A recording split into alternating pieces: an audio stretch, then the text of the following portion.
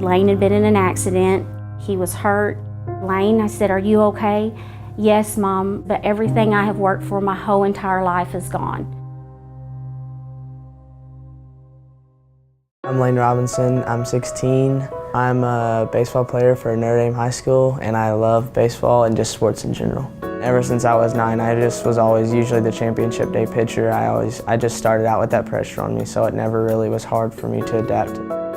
He started out when he was like 3, playing t-ball, and then we went to all-star teams. That was our life. Baseball was everything. If there would have been an MVP at every tournament we went to, it would have been Lane Robinson. I've never seen a kid with the commitment that Lane had.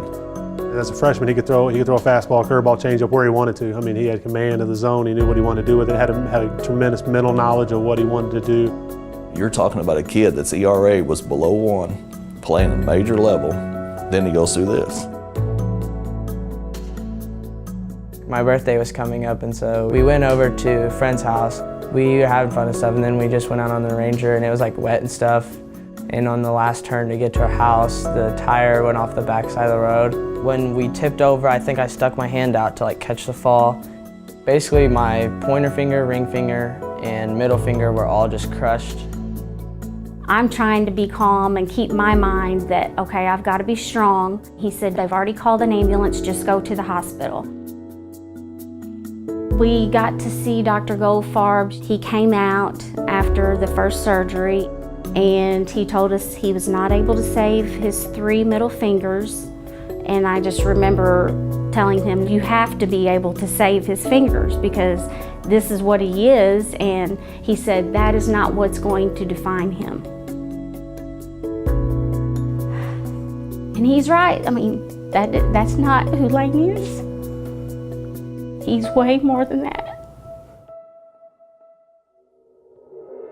I started going to Premier Rehab about 5 days after I got home from the hospital, and I started working with Miss Donna with my hand. I worked 3 days a week with her.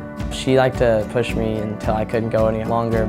She came one day, she had these 2 packages of Twizzlers. She said, "Okay, this is your project for the weekend. I want you to peel each one of those apart before you can actually just stick it in your mouth and eat the whole thing." You just have to have a good creative mind to be able to come up with stuff like that. It really paid off. I feel like I got back to full strength way faster than I thought I would. I knew I could play baseball again just in my heart. I was going to at least try. 3 months to the date, he was back on the baseball field playing for the Rippers. When I put Lane in, he had to contribute. We're playing at a high level, you know what I mean? And Lane does not want to fail, so we brought him back, and he never missed a beat. And I asked him one time, I said, how do you throwing that curveball? How you throwing that thing? He goes, "I just, in my mind, picture what I want it to do, and it happens."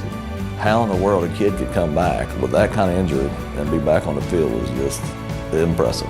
I mean, it was more than amazing. We've been blessed from the doctors, Miss Donna, everyone that's been there to help Lane recover along the way. Anything is basically possible if you just put your mind to it, and if you never give up, then you're pretty sure you're going to do it.